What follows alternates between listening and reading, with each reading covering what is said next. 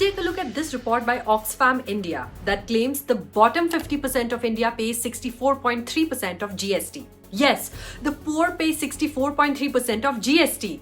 Sensational claim. Or is there even a bit of truth to it? Hi, I'm Richa Dwivedi, and in this episode of NIJ Scoop, we will break down the claims in this Oxfam report and clear the air around their grossly misrepresented data. Why misrepresented? Let's find out. First of all, what is Oxfam? It claims to be an NGO working to end discrimination.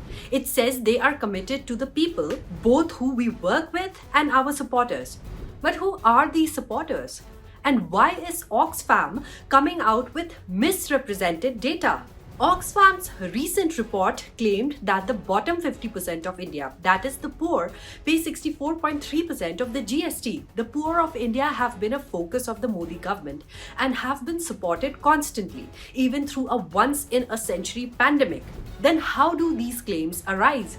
A cursory analysis of Oxfam's report reveals clever wordplay and accounting shenanigans that present a completely different outlook. Let's understand this mathematically.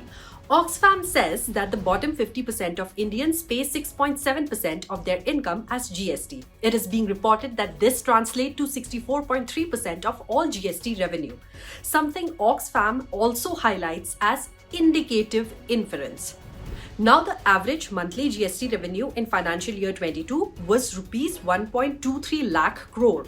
If the above claim is true, it means that 64.3% of that is rupees 80,000 crore, is equal to 6.7% of the total monthly income of the bottom 50% of Indians. India's total population is nearly 140 crore. Let us assume that there are 70 crore Indians in the bottom 50%. By this logic, it implies a monthly income of just over rupees 17,000 per month per Indian in the bottom 50%, or an annual income of rupees 2.04 lakh per Indian in the bottom 50%. Absurd, isn't it? India's GDP per capita at current prices is rupees 1,72,913.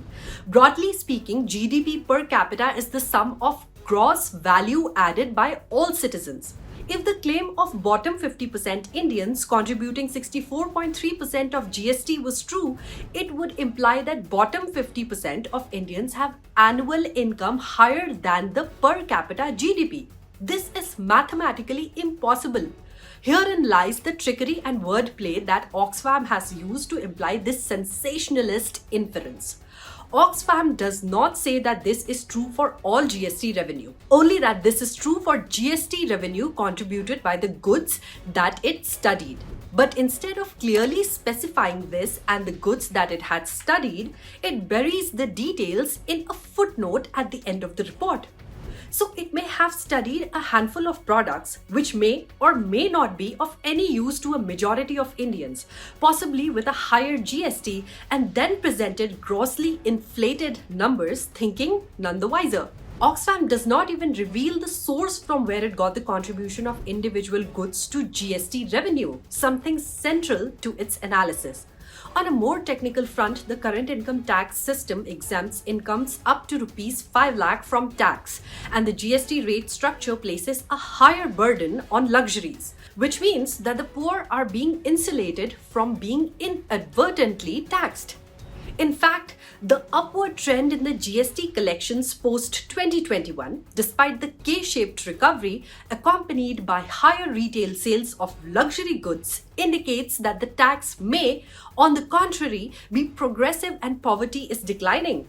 This is also accentuated by the UN report that observed the pace with which India is lifting people out of poverty has increased in the last few years and in the last 15 years alone.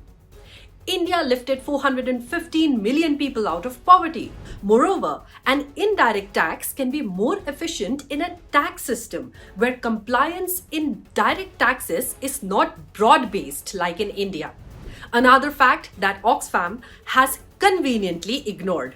See, there is no harm in questioning the level of GST slabs, but misrepresenting data and fanning sensationalism by using clever wordplay discredits the organization and its capabilities.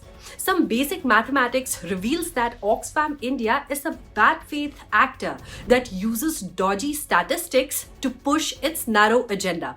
However, Oxfam has a lot of bad rep to its name already.